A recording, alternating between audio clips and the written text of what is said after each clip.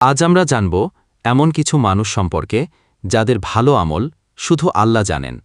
রাতের আধারে চোখের পানি ফেলে, মানুষ জানে না, কিন্তু আল্লাহ জানেন।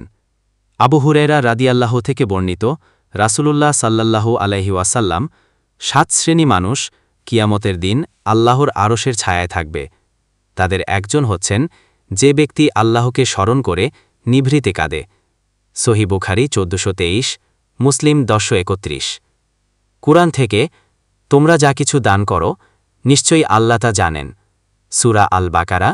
আমরা এমন যুগে বাস করছি যেখানে ভালো কাজ দেখিয়ে করতে উৎসাহ দেওয়া হয়, কিন্তু ইসলামে আসল ইবাদত হল গোপনে করা ইবাদত, যেটা শুধু তোমার আর আল্লাহর মাঝে থাকে।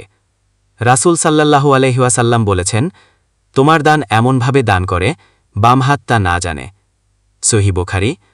ভাই ও বোনেরা, আমরা কি কখনো এমন কোনো আমল করেছি, একটি গোপন দান, একটি নিভৃতিকৃত তওবা?